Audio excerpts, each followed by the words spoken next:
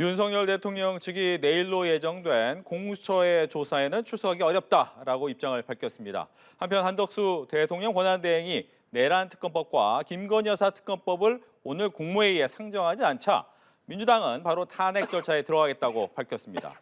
관련 내용을 김진 전 중앙일보 논설위원, 김창룡 서울과학종합대학원 대학교 석좌교수와 이야기 나누겠습니다. 안녕하십니까? 어서 오십시오. 네, 민주당이 한덕수 권한대행에 대해서 내란 특검법과 김건희 여사 특검법을 공포하라고 요구한 시점이 바로 오늘이었는데 한 대행은 이 특검법 모두 국무회의에는 상정을 하지 않고 여야가 타협안을 좀 만들어 달라라고 이야기를 했습니다.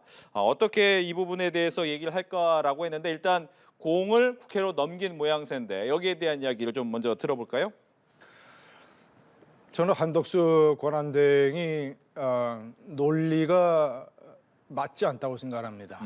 대통령 권한대행은 본인이 대통령이라고 생각을 하고 권한을 행사하고 책임을 수행을 해야 됩니다. 윤석열 대통령은 거부권을 행사할 때 저렇게 다시 국회에 여야가 협의를 해서 재론해달라는 요청을 한 번도 안 했습니다. 본인과 정부가 판단을 해서 거부해야 한다면 거부를 했습니다.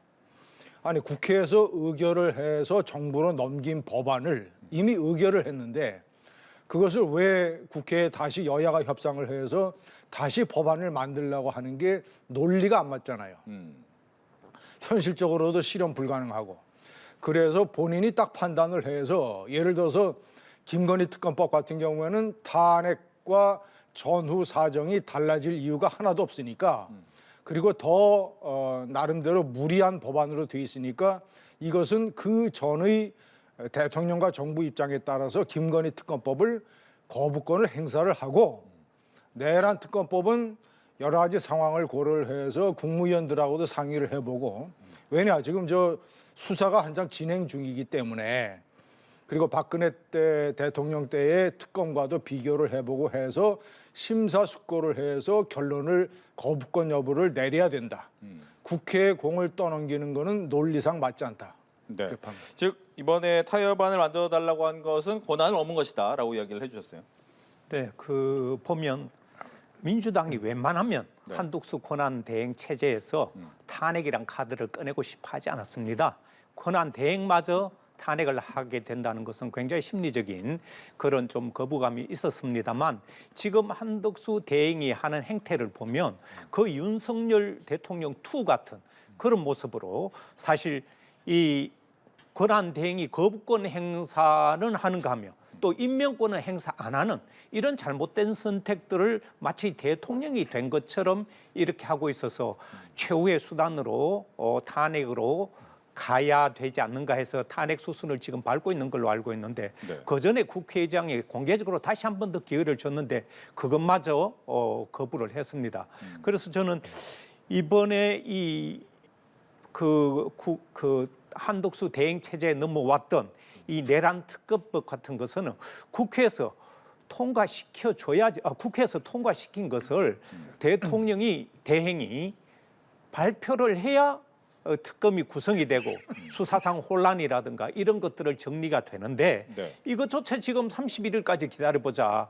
그리고 김건희 여사 특검법 이런 것도 기다려보자. 말하자면 국회에서 여야 합의로 다 통과시켰는데 이것을 권한 대행이 마치 대통령처럼 선출된 대통령처럼 이런 행태를 보고 정말 더 이상 이 시간 끌기에 혹은 이 대통령 노름에 국민도 그리고 국회도 끌려다녀서는 안 되겠다. 그래서 불가피하게 이런 선택을 하게 됐다고 보고요. 예. 저는 이 국무총리가 현재 자기의 스탠스를 어떻게 잡느냐에 따라서 앞으로 엄청난 이 여론의 압박에 몰릴 것이다 이렇게 봅니다. 예. 앞서 잠깐 언급은 해주셨지만 우원식 국회의장이 따로 기자회견을 하면서 이와 관련된 이야기를 했습니다. 한번 들어보시고 다시 이야기 나눠보겠습니다.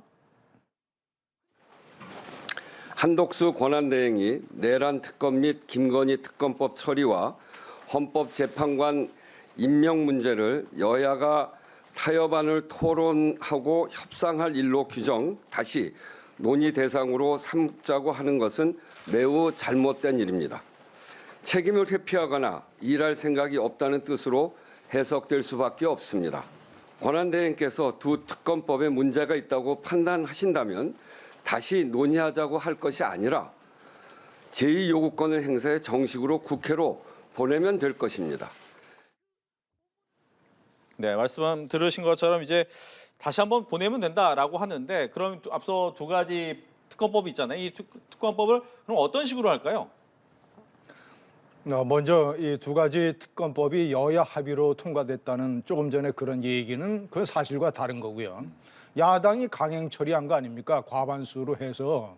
그러니까 거부권의 행사 이유가 생긴 것이고 우원식 의장의 말이 저는 맞다고 봅니다. 한덕수 권한대행이 본인이 대통령이라고 생각을 해야 돼요. 대통령 노름을 하고 있다라는 지적이 있었지만 지금 대통령 노름을 못 하고 있어요. 자신이 대통령처럼 권한을 행사할 건 행사하고 의무는 수행을 해야 됩니다. 권한을 행사해야 될 건 뭐냐면 김건희 특검법 같은 것은 윤석열 대통령이 탄핵 전에 규탄한 대로 저것은 정치 선동이기 때문에 그리고 15개의 혐의를 거의 무슨 뭐 별로 근거 없는 거를 전부 다 붙여가지고 하는 선동적 특검법이기 때문에 그리고 대통령의 탄핵 사태와 전후로 해서 김건희 특검법을 거부해야 된다는 이유가 하나도 변한 게 없어요. 그러니까 저것은 한덕수 대행이 과감하게 딱 거부를 하고 내란 특검법은 자, 이 법리상으로 보면 반헌법적인 요소가 많습니다. 우선 특검을 야당의 두 개 정당이 추천을 하도록 한 것이라든가 또는 이제 여러 가지 그 과도한 어떤 수사 기간과 규모 이런 것들이 이제 문제가 되는 거 아니겠습니까? 그리고 현재 공수처 그리고 경찰, 검찰 이런 것과의 수사 중복 문제 그런 것만 따지면 거부권을 행사해야 마땅한 일이겠습니다만은 권한대행과 정부가 고민을 해야 될 부분은 박근혜 대통령 최순실 특검 때도 특검의 추천을 당시 민주당과 야당인 국민의당이 한 사람씩 두 사람 추천을 한 전례가 있다. 물론 당시는 여야 합의로 그렇게 했습니다. 단지 차이점은 이번에는 여야 합의가 아니라 야당이 밀어붙인다는 것인데 어쨌거나 그때 그런 전례가 있기 때문에 김건희 특검법처럼 아주 단순하게 거부를 해야 된다라는 것이 비판을 받을 소지도 있다. 그러니까 그것은 좀 더 여러 가지 법률적인 문제를 다 따져보고 해서 조속히 하여튼 결정을 내릴 일이지 여야에게 떠넘길 일은 아니다. 알겠습니다. 즉 김건희 여사 특검법은 거부권을 행사할 가능성이 높고 내란 특검법에 대해서는 고민이 더 많을 것 같다라고 얘기를 해주셨어요. 김건희 특검법이 처음에는 192석으로 통과되지 못했지만 나중에 198석 여야의 소수 의원이긴 하지만 그게 가담을 했기 때문에 여야 합의라고 표현을 했고요. 내란 특검법 같은 경우는 지금 내란 상태가 지속되고 있고 국민적인 혼란과의 분열상이 계속되다 보니까 내란 특검법을 신속하게 국회에서 지금 만들어서 이 정부에 보냈기 때문에 이것은 지체 없이 발표하도록 그렇게 해놨는데 지금 한덕수 권한대행이 지금 뭐 사실상 깔아뭉개고 있기 때문에 이것은 지체 없이 발표하라고 했거든요. 그런데 그게 세부적으로 들어가 이것이 헌법에 위배되고 이것저것 따지기 시작을 하면 지금까지 이 특검법 갖고 논란이 없었던 적이 없는데 지금의 이런 이 분열상, 혼란상 이런 것을 종식시키기 위해서는 내란 이 특검법에 대해서 이 법에 나온 대로 지체 없이 공포를 하면 됩니다. 그런데 그 공포를 안 하고 31일까지 시간을 달라 이런저런 얘기를 하다 보니까 한덕수 권한대행의 스케줄에 국회가 따라가지 않겠다. 그런 세부적인 디테일한 내용들을 가지고 논란을 갖게 되면 본질은 어디 가고 그 논란 속에서 이 일이 계속 지연되기 때문에 혼란상은 계속한다. 그래서 국민과 헌법을 존중하는 그런 차원에서 내란 특검법은 지체 없이 공포하라는 그런 국회 요구를 지금 받아들이지 않기 때문에 이런 문제가 생기고 있는 것입니다. 또 하나가 이제 특검법 말고 헌법재판관 3명의 임명 부분이 있었어요. 오늘 이제 인사청문회가 모두 끝났는데 이 한덕수 권한대행은 이거 역시도 또 머리를 한번 맞대봐라 여야한테 얘기를 했는데 이 부분은 어떻게 됩니까? 그것도 저는 적절한 조치가 아니라고 봅니다.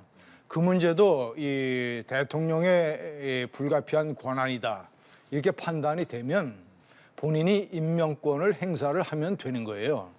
근데 뭐 이 한덕수 권한대행이 여당 국민의힘의 눈치를 보고 국민의힘에서는 대통령 권한대행이 임명권이 없다고 주장을 하는 거 아닙니까? 그런데 그러니까 대통령 한덕수 권한대행이 사안별로 본인이 중심을 잡고 사실과 법리에 따라서 올바른 결정을 내리면 감히 저 이재명 대표와 민주당이 대통령 권한대행 탄핵하겠다고 하는 저런 무리수를 두겠다는 엄두를 못 냅니다. 한덕수 권한대행이 중심을 잡는 게 제일 중요해요. 그런데 이러지도 못하고 저러지도 못하고, 예? 아니 본인이 노무현 대통령이 탄핵 소추됐을 때 고건 권한대행이 예? 법률안 거부권을 행사를 했잖아요. 사면권 개정안에 대해서 당시 고건 대행을 보좌했던 총리실의 국무조정실장이 한덕수 대행이었습니다. 권한대행을 어떻게 하는가를 옆에서 가까이 지켜봐서 너무나 잘 아는 사람이에요.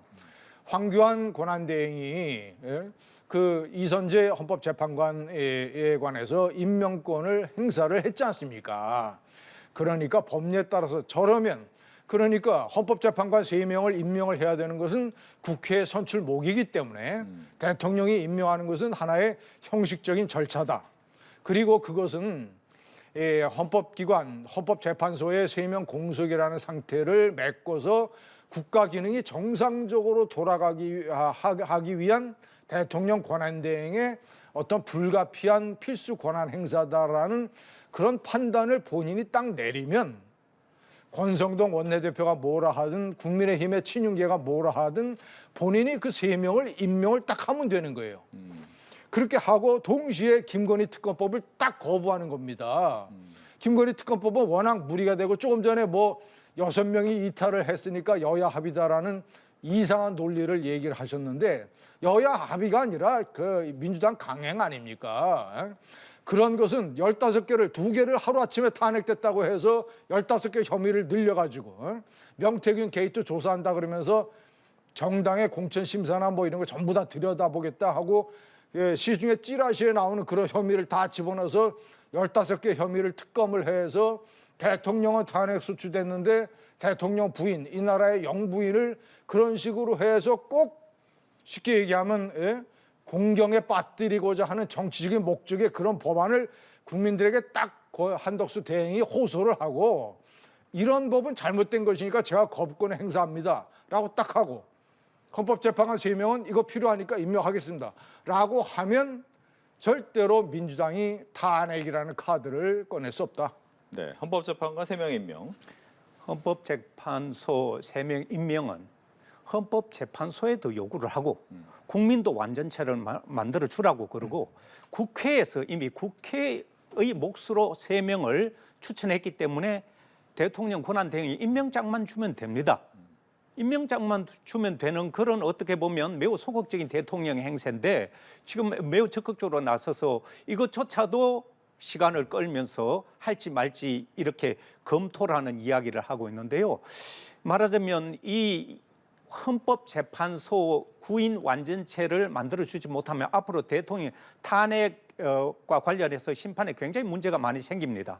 그래서 한시라도 빨리 헌법재판소에서 이런 요구를 하고 있는데 왜 이 권한대행은 헌법과 국민을 지금 중시 여기지 않고 3명도 지금 시간을 질질 끄고 있느냐. 말하자면 이런 임명권에 대해서는 이렇게 주저하면서 거부권은 또 강력하게 거부를 하고 권한대행이 임명권과 거부권을 가지고 잘못된 선택을 이런 식으로 하다 보니까 지금 비판을 받고 있고 심지어 탄핵까지 갔다. 저는 그렇게 보고요. 아까 그 김건희 여사 특검법과 관련해서 이상한 논리라는 식으로 이야기를 하고 있는데 김건희 여사만 나오면 아주 실드 치는데 앞장서는데 앞으로 잘 보세요. 김건희 여사 국민들이 미워서 혹은 그 사람의 인권을 무시해서 이런 어떤 혐의들을 나열하는 것이 아니라 이미 주가 조작을 비롯해서 수많은 범죄들이 많이 나타났기 때문에 그런 부분에 대해서 수사를 하자는 것이 그것이 김건희 특검법의 요체입니다. 잘못했는지 잘했는지 그것을 법적으로 따져보자는 것이지 그게 무슨 인권 있고 그게 무슨 이 대통령 부인을 미워해서 그런 것은 아니라고 봅니다. 아니 뭐 대통령 부인은 인권도 없습니까?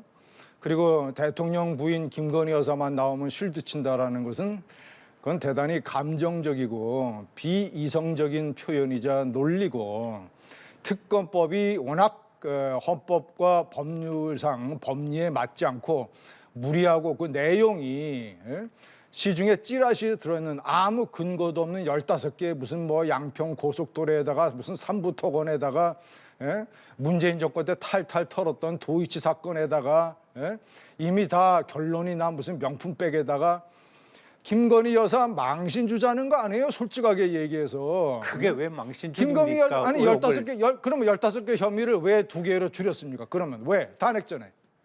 15개 그러면 나머지 13개 혐의는 아무런 중요하지 않다라는 반증이잖아요. 하루아침에 2개로 줄였다가 그 거부권을 해서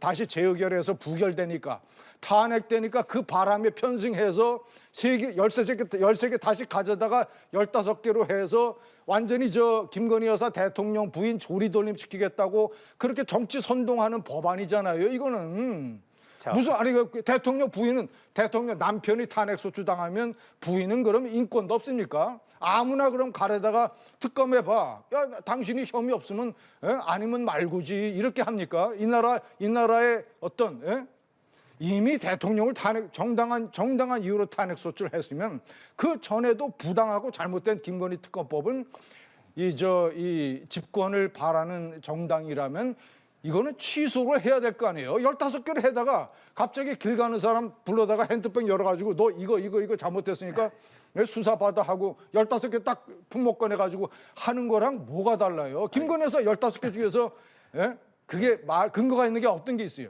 짧은 반론 듣겠습니다.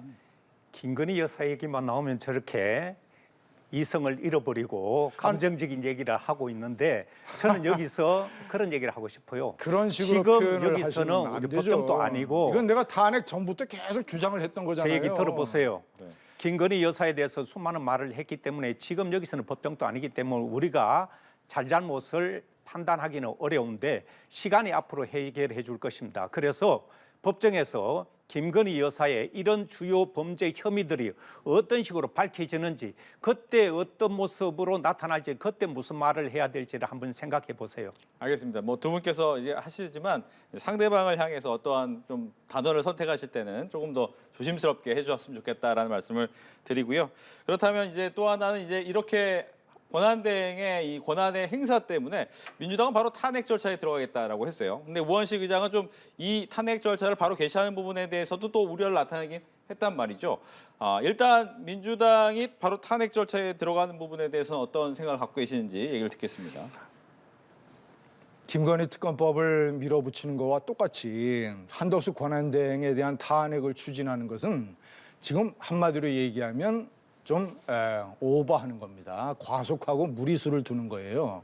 왜냐? 그러면 한덕수 총리를 탄핵하겠다는 것은 총리가 국무회의에서 계엄을 적극적으로 막지 않았기 때문에 탄핵하겠다는 게 아니잖아요. 국무총리로서의 잘못이 있어서 탄핵하겠다고 하는 게 아니잖아요. 대통령 권한대행으로서 왜 거부권을 행사해서는 안 되는데 거부권을 행사하려고 하고 왜 헌법재판관 빨리 임명을 해야 되는데 왜 임명하지 않느냐. 이런 논리로 탄핵하겠다는 거 아니에요. 첫 번째 잘못이 뭐냐면 그 2개의 법안에 대해서 거부권 여부, 임명 여부를 결정을 해야 되는 시한은 아직도 남아있다는 거예요. 한덕수 권한대행이 충분히 고민하고 협의하고 결정을 내려야 되는 시한이 있다. 두 번째, 김건희 여사 특검법을 거부하고, 예? 예를 들자면 그 헌재 재판관을 임명을 하지 않고 뭐 이런 조치를 내린다 하더라도 그게 지금 저 정치, 경제, 사회, 외교적으로 이렇게 국가적인 대혼란이 있는데 대통령이 탄핵 초수돼서 직무정지가 된 이유로 인해서, 그런데 그 권한대행을 맡은 사람을 이번에 그 정도의 이유로 탄핵을 해버리면, 예? 그래서 그 다음에 최상목 경제부총리가 권한대행을 또 맡게 되고, 그 최상목 권한대행이 똑같이 한덕수 대행처럼 행동을 하면 또 잘라서 사회부총리를 권한대행으로 만들고, 예? 무슨 저 대통령 권한대행의 이 시한이 무슨 저 자동차 엔진 오일보다도 더 짧아요. 그런 식으로 하는 것을 사실과 법리에 따라서 얼마나 많은 국민들이 이해를 할 수 있겠는가. 한덕수 권한대행이 지금까지 대통령 권한대행으로서 무슨 잘못을 했는가. 예? 이런 논란이 있을 겁니다. 예. 즉 이 부분에 대해서 민주당에서는 의원총회 저희가 앞서 들어보기도 했는데 이재명 대표 입장에서는 이제 책임을 물을 수밖에 없다라고 얘기를 하더라고요. 한덕수 권한대행에게 이미 이 시한을 줬습니다. 24일까지. 이 부분에 대해서 입장 정리를 해달라 충분히 시간을 줬고요. 그렇지만 이 김건희 특검법이라든가 내란 특검법이라든가 또 헌법재판관 3인 이런 문제에 대해서 국민이나 헌법에서 정한 어떤 규칙 이런 것을 준수하지 않고 정말 윤석열 2를 보는 듯한 그런 모습으로 많은 국민들이 이 부분에 대해서 굉장히 지긋지긋해하고 왜 지금의 내란 상태를 이런 식으로 계속 끌어가고 있느냐. 여기에는 지금 한덕수 권한대행 체제가 해야 할 일은 하지 않고 해서는 안 되는 일을, 잘못된 선택적인 일을 하고 있다는 그런 반복적인 행태에 대해서 더 이상 인내할 수 없어서 아마 민주당에서도 처음부터 이런 권한대행 체제를 탄핵해야 되겠다 이런 생각은 없었을 것입니다. 하지만 꾸준히 지켜봤지만 뭐 일이 하나 제대로 되지 않다 보니까 국회에서 의결한 이런 내용들이 지금 한덕수 권한대행 손에 가니까 다 무력화돼버리는 이런 현실, 그리고 31일까지 기다려달라는 이런 막연한 이런 기다림, 지금 내란은 지속되고 있고 국민 혼란상 지금 또 많은 국민들이 길거리에 찬바닥에 앉아서 이 문제를 제기하면서 이런 국민들의 아픔과 고통에 대해서는 이 권한대행 체제가 제대로 수렴을 못한다. 이런 판단을 해서 더 이상 한덕수 권한대행 체제에 끌려가지 않겠다. 그런 불가피한 선택을 한 것이다. 이렇게 봅니다. 예. 아니 그런데 그 시한이라고 하는 것이 법률적으로 정해지는 거지 무슨 민주당이 그 법률적인 시한을 훨씬 남겨두고 있는데 민주당이 크리스마스 이브 때까지 결정해라. 결정하지 않으면 탄핵이다. 이런 논리가 어디에 있습니까? 그게 헌법상의 논리입니까? 법률상의 논리입니까? 예? 이재명 대표와 민주당이 이 나라의 무슨 저 대통령이나 집권당이나 아니면 결정직은 무슨 저 헌법재판소입니까? 법률이 정한 시한에 따라서 해야지. 지금 이재명 대표와 민주당이 희망하는 건 뭐예요? 조기 대선이 이루어지면 대통령 집권을 해서 이 나라를 운영하겠다는 거 아니에요? 그럼 대통령과 집권당이 되면 이런 식으로 이 나라 운영을 해요? 법률적으로 시한이 정해져 있는데 마음대로, 그것도 아니고 마음대로 해서 그런 식으로 권력을 휘두르고 그러면 그것이 국정을 책임질 수 있는 능력이 되는 겁니까? 시한은 법률이 정하는 것이죠. 즉 거부권 시한이 내년 1월 1일인데 그것까지 왜 못 기다려주느냐? 자, 지금의 조기 대선 얘기를 자꾸 하는데 이 조기 대선 민주당이나 이재명 대표가 요구했습니까? 요구한다고 됩니까?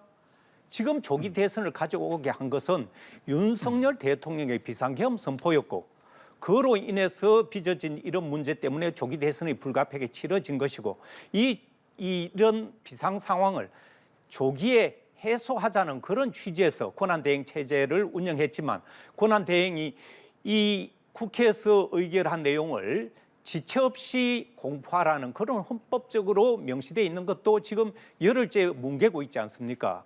그래서 이 법적 시한, 마지막 시한을 1월 1일로 한 것이지 그 전에 얼마든지 할 수 있는데 31일까지 연기하니까 이것은 시간 끌기라고 정치적인 판단을 하는 거예요. 모든 것이 어떻게 법으로 다 법에 그 안에 하라는 것이지 끝에 가서 하라는 그런 것이 어디 있습니까?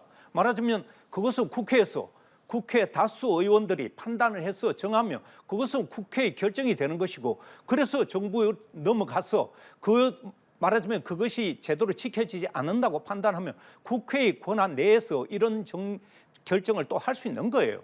탄핵이라는 것이 헌법에 정해져 있고 탄핵을 하는 것이 무슨 불법입니까? 권한이에요, 그것은. 아니 크리스마스 이브 때까지 결정하라는 게 무슨 헌법입니까 그게? 무슨 어느 법에 나와 있어요 그게?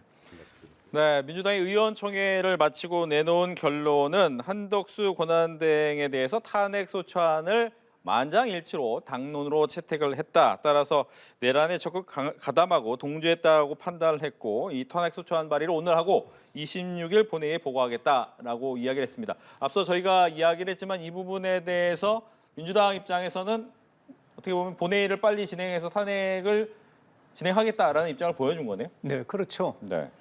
이미 예고가 된 것이고요. 전원일치, 만장일치가 나왔지 않습니까? 네. 그만큼 민주당이 이 사안에 대해서는 심각하게 보고 있고 권한 대행을 더 이상 저대로 뒀다가는 이 사회적인 혼란만 지속될 것이기 때문에 하루라도 빨리 이 불안한 상태를 해소하자 그런 차원에서 권한 대행, 이 한덕수 권한 대행의 지금의 이런 체제로는 아무것도 되는 것 없이 불안만 지속될 것이다. 그런 판단을 내린 것 같습니다. 예, 여기에 대해서도 얘기해 주시죠. 네. 거듭 말씀드리지만 저것은 대단한 무리수고 그 과속이며 자 국무총리 때의 사유 3가지 그렇다면 그것이 그렇게 위중한 사유라면 국무총리 때 탄핵 소추안을 발의해서 의결을 했어야죠. 그것은 다 그때 다 여러 가지 상황 고려해서 다 넘어가 놓고 권한대행으로서의 2가지 이것은 헌법재판소의 유권 해석부터 받아봐야 됩니다. 민주당에서 발의를 해서 3분의 2가 아니라 과반수로 국무총리 탄핵이라고 해서 과반수로 의결을 해서 탄핵소추 의결서를 헌법재판소에 가지고 갔을 때 헌법재판소가 이제 판단을 내리겠죠. 이것은 2가지 사유는 권한대행으로서의 탄핵소추이기 때문에 권한대행은 이꼬로 대통령이니까 이것은 대통령급에 해당되는 3분의 2, 제적 3분의 2의 의결 정족수가 필요하기 때문에 이 과반수 탄핵소추 의결서는 무효다라고 헌법재판소가 만약에 결정을 내리게 되면 그 탄핵소추는 무효가 돼버리는 것이죠. 때문에 제 주장은 저런 식으로 밀어붙이기 전에 일단은 헌법재판소의 유권 해석을 받아야 된다. 왜냐 지금 논란이 많으니까 여야 간에 또는 학자들 간에 논란이 많으니까 2가지 사유가 권한대행으로서의 결격이라는 것인데 그렇다면 3분의 2가 필요한지 여부에 관한 유권 해석을 받아야 된다. 이렇게 판단합니다. 예. 그런 판단에 있어서 헌법대로 하면 됩니다. 헌법 65조에 보면 탄핵은 권한을 탄핵하는 것이 아니라 그 직책에 대한 탄핵이라고 명시되어 있고요. 헌법학자나 국회 입법조사처에서도 이 직에 대한 탄핵을 하기 때문에 국무총리 직에 대한 탄핵은 151석으로 충분하다. 국민의힘과 또 권성동 대표만이 지금 3분의 2가 필요하다고 그런 주장을 하고 있는데요. 헌법재판소에서 지금 헌법재판소 구인 체제를 국민의힘에서 안 만들어 주려고 하고 있습니다. 헌법재판소에서 얼마나 답답하겠습니까? 구인을 만들어 달라고 하는데. 그런데 헌법재판소 이런 판결을 내릴 텐데 사전에 충분히 검토를 했고요. 그래서 지금 현재 헌법상 대통령 윤석열 대통령으로 지금 있습니다. 그런데 권한대행이 무슨 대통령입니까? 권한대행은 권한대행일 뿐이고 직책은 국무총리입니다. 그래서 대통령 권한대행은 권한일 뿐이고 직책은 국무총리이기 때문에 국무총리 탄핵은 3분의 2가 아니고 151석이다. 이렇게 나와 있기 때문에 이것은 저는 명백하다고 봅니다. 알겠습니다. 뭐 법률적인 다툼이 있을 것이냐 이 부분은 추후에 또 나로 봐야 될 것 같고요. 이제 국민의힘 시간이 거의 다 됐기 때문에 국민의힘 이야기도 해보겠습니다. 새로운 비대위원장의 수도권 5선에 권영세 의원이 지명이 됐습니다. 권영세 의원 같은 경우에는 이제 한동훈 전 대표 사퇴 이후에 비상적인 상황을 좀 맡겠다라고 하는데 여기에 대해서 잠깐 언급을 했다고 하거든요. 그 이야기도 한번 들어보고 계속해서 이야기 나눠보겠습니다. 여러분 잘 아시다시피 절차들이 남아 있어요. 상임전국위하고 전국위하고 그래서 그거가 다 맞춰진 다음에 이제 정식 비대위원장으로 여러분들 앞에 쓸 일이 있을 겁니다. 사실은 당이 안정이 되지 않은 상태에서는 쇄신이 이루어질 수가 없어요. 그 안정의 가장 중요한 부분이 당의 단합인데 뭐 단합이 안 되고 그래서 당이 안정이 안 된 상태에서 어떻게 당을 바꿀 수가 있겠어요. 그래서 그런 부분에서 이 당의 화합 안정과 쇄신은 다 필요하다고 그렇게 생각합니다. 네, 어느 정도 절차는 남아있지만 비대위원장으로 지명이 됐고요. 권영세 지명자, 또 권성동 원내대표 두 사람이 이제 이른바 친윤의 줄이었던 두 분이었기 때문에 이 부분을 과연 어떻게 봐야 될까에 대한 생각이 듭니다. 권영세 5선 의원은 과거 서울중앙지검의 검사 시절에 같은 서울중앙지검에 있던 윤석열 검사하고 그 동네의 사우나 멤버입니다. 그때서부터 친해요. 굉장히 오래됐죠. 그리고 윤석열 전 검찰총장이 국민의힘에 입당할 때 이준석 대표가 서울에 없는 날임에도 불구하고 입당을 권유해서 같이 사진 찍은 사람이 당시에 당 영입인재위원장을 맡았던 권영세 의원이에요. 자, 이렇게 계파색이였다는 평가가 있긴 하지만 기본적으로 윤석열 대통령의 측근이고 친윤계의 사실상 중진입니다. 그런데 현재 필요한 건 아까 조금 전에 이제 안정쇄신 이런 얘기를 했는데 그것은 상당히 지금 현재로 봐서는 제가 판단할 때는 현학적인 얘기고 지금 국민의힘의 비대위원장으로서 가장 중요한 일은 뭐냐면 탄핵이 받아들여질 가능성이 대단히 높기 때문에 저는 이제 개인적으로 3월 탄핵 5월 조기 대선으로 전망을 합니다. 자, 그러면 5월 달에 조기 대선이 있게 되면 그 대통령 후보 경선 관리와 대통령 선거를 치러야 되는 것이 비대위원장이 가장 중요한 일이에요. 그런데 지금 현재 국민의 80% 가까이가 탄핵을 지지하고 70% 넘는 국민이 이것을 내란 혐의를 인정을 하고 있는 상황에서 탄핵 반대파의 책임 있는 중진 5선 의원이 당의 비대위원장을 맡아서 과연 대통령 선거 국면을 끌고 갈 수 있겠는가? 그럼 과연 지금 본인이 이제 안정을 얘기했는데 앞으로 당에 나가는 진로와 대통령 선거에서 가장 중요한 것은 탄핵 찬성했냐, 탄핵 반대했냐 이 논란입니다. 그러면 당 비대위원장과 당 원내대표 두 사람이 전부 다 탄핵에 반대했던 사람들이에요. 그러면 제가 판단할 때는 당이 화합이 되겠는가, 당이 안정되겠는가 이런 심각한 문제가 제기가 되고 뭐 이미 결정이 됐습니다만은 제가 이전에 결정되기 전에 제가 주장을 했던 것은 차라리 외부에서 당 사정과 조금 연결되지 않는 그런 사람이라 하더라도 외부에서 참신한 사람을 들여와서 그 사람이 이제 우리 탄핵의 찬반 이런 논란을 넘자. 탄핵의 강을 건너서 대통령 선거를 치르자라고 주장을 해서 국민들에게 표를 달라고 얘기할 수 있는 사람. 이런 사람을 비대위원장으로 뽑아야 된다고 주장을 했습니다만 권영세 의원이 됐는데 과연 탄핵 반대파 지도자의 어떤 한계, 프레임 이런 것을 이겨낼 수 있을지 큰 의문입니다. 네, 권영세 비대위원장 지명자. 권영세 비대위원장은 돌고 돌아서 친윤으로 다시 돌아왔고요. 비대위원장이 한 3년 사이에 한 11번이나 바뀌었죠. 12번째 내지 13번째인지 정확하지는 않는데요.